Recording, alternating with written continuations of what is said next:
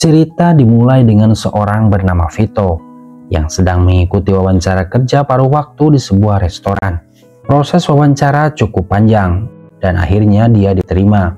Namun belum sempat ia merasa senang, pintu ruangan tiba-tiba diketuk dan masuklah seorang bayi. Ternyata itu anaknya Vito yang bernama Napoleon. Ya, Vito adalah duda yang mengasuh anaknya sendiri tanpa pengasuh. HRD yang mewawancarainya langsung ragu karena kondisi itu. Apalagi Vito mengaku sebagai orang tua tunggal. Akhirnya Vito batal bekerja di restoran itu. Tak lama setelah keluar dari restoran, Vito mendapat telepon dari adiknya Anton yang meminta untuk dijemput. Vito langsung menjemput Anton yang rupanya habis menipu dan mencuri di suatu tempat. Mereka pun segera kembali ke apartemen. Saat sampai di apartemen, mereka bertemu tetangga yang sedang pindahan karena kondisi bangunan yang sudah rusak parah. Dinding retak, atap bocor. Bahkan dua tetangga lainnya juga memilih pindah karena tidak tahan lagi tinggal di sana. Begitu masuk ke dalam apartemen, Vito langsung menyiapkan susu untuk Napoleon. Tak lama kemudian, ada tukang pos yang mengantarkan surat untuk Anton. Anton bilang itu hanya surat tilang. Tapi saat Vito membuka suratnya, ternyata itu memberitahukan bahwa apartemen mereka akan dilelang dalam 1 bulan ke depan.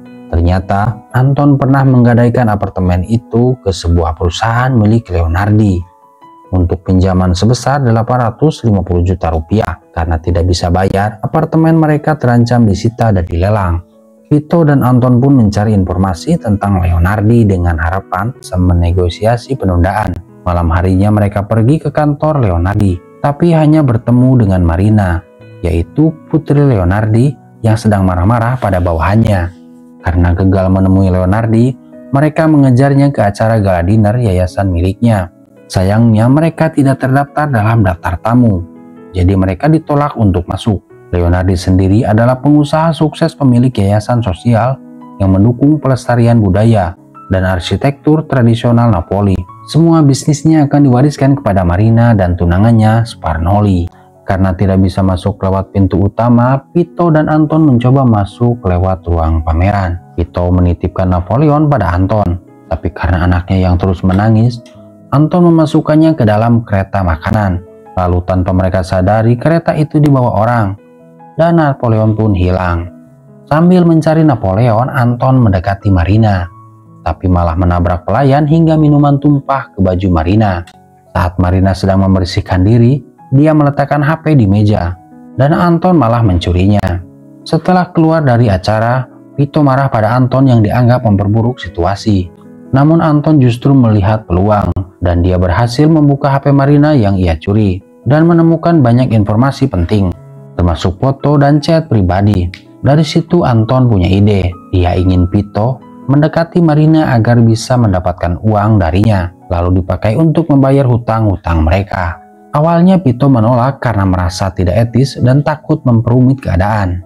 Namun keesokan harinya, seorang petugas pengadilan datang mengecek kondisi Napoleon dan menyatakan bahwa hak asuh anak ini bisa diambil oleh ibu kandungnya karena Vito dianggap tidak mampu secara finansial dan lingkungan tempat tinggalnya pun tidak layak. Karena tidak ingin kehilangan anaknya, Vito akhirnya menyetujui idenya Anton.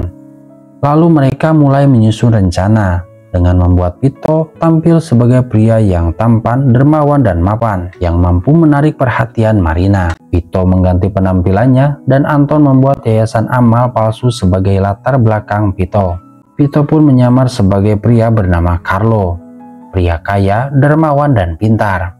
Rencana mereka dimulai dengan terjebak di sebuah lift bersama Marina, tapi malah gagal karena Marina panik dan bikin suasananya jadi aneh.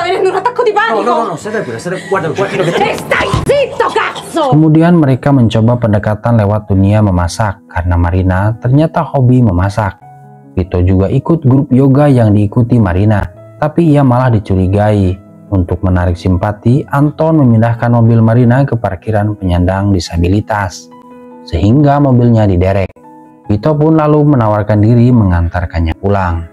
Sepanjang perjalanan, Vito berpura-pura sebagai relawan kemanusiaan dan mereka mampir ke restoran tempat Vito bekerja dan membagikan makanan gratis sebagai bagian dari citra dermawan.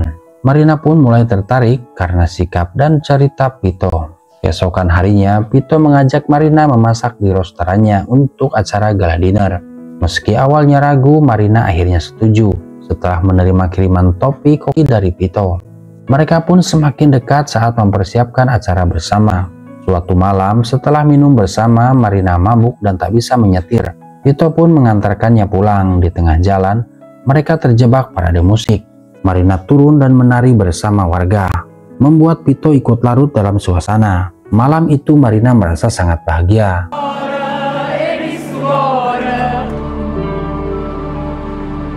Vito menggendong Marina sampai ke apartemennya. Saat hendak pulang, Marina memegang tangannya dan bilang bahwa ia menikmati malam itu. Keesokan harinya, Marina bolos kerja dan malah memilih pergi memancing dengan Vito. Setelah memancing, mereka berenang dan makin dekat satu sama lain. Namun saat kembali, Anton marah-marah karena Napoleon demam dan Vito tak bisa dihubungi. Ternyata Napoleon hanya tumbuh gigi. Melihat Vito bisa menenangkan anaknya, Marina semakin jatuh hati. Vito pun mulai jujur soal masa lalunya. Ibunya Napoleon meninggalkannya saat Napoleon lahir. Vito awalnya takut menjadi seorang ayah, tapi cinta pada Napoleon mengubah semuanya.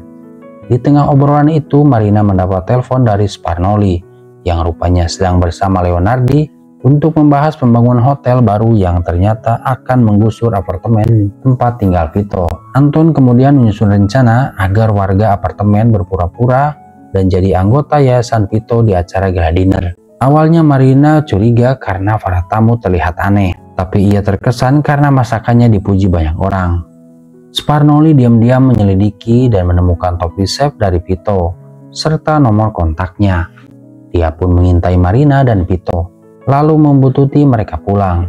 Marina memberikan uang pada Vito untuk menyelamatkan yayasan, tapi saat itu Vito justru merasa bersalah karena mulai benar-benar menyukai Marina. Dia tak tega melanjutkan penipuannya dan memutuskan untuk menyerah dan pergi dari kota. Namun sebelum sempat pergi, Marina datang ke apartemen mereka. Ia marah dan kecewa karena merasa ditipu. Vito menjelaskan keadaan sebenarnya, tapi Marina tidak bisa langsung memaafkannya. Ternyata yang membocorkan semua info itu ke Marina adalah Sparnoli. Sparnoli pun mencemooh Marina yang dianggap lemah karena tertipu. Tak lama, apartemen Vito benar-benar disita dan siap dihancurkan demi proyek hotel mewah. Vito akhirnya pergi dari Napoli bersama Anton dan Napoleon. Vito sempat menemui Marina dan mengucapkan selamat atas kesuksesan proyek Leonardi. Tapi Marina malah kaget karena dia sama sekali tidak tahu bahwa proyek itu akan menggusur apartemen. Ia mulai curiga dan menyelidikinya lebih lanjut. Setelah menyelidiki, Marina tahu bahwa semua rencana itu adalah ulah Sparnoli yang memasukkan laporan dan memberikan pinjaman dengan bunga tinggi agar Anton gagal bayar. Leonardi pun ternyata tidak tahu soal detailnya, dan Marina sangat marah karena semua keputusan penting diambil tanpa sepersetujuannya. Marina lalu bekerja sama dengan Vito dan Anton untuk mengungkap kebenarannya. Mereka merekam bukti saat Federico, petugas inspeksi, menerima suap dari Sparnoli. Bukti itu diserahkan ke Leonardi, dan akhirnya proyek dihentikan.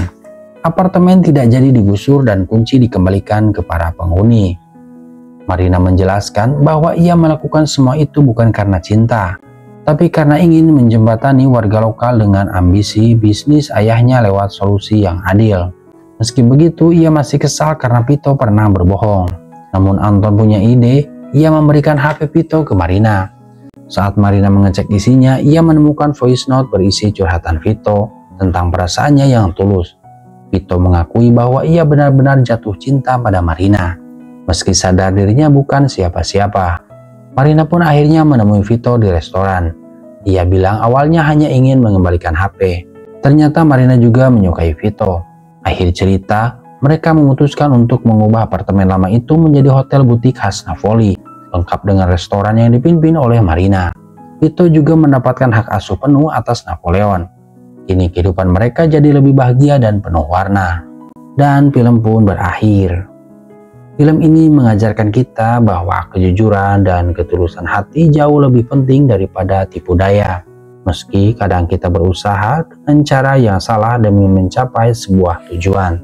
Cinta sejati akan tumbuh dari kejujuran dan niat yang baik. Jadi, jangan takut untuk jujur dan berbuat baik, karena itu adalah investasi terbaik dalam hidup. Sekian dulu sob. alur cerita kali ini. Semoga kalian suka dan sampai jumpa di alur cerita film selanjutnya.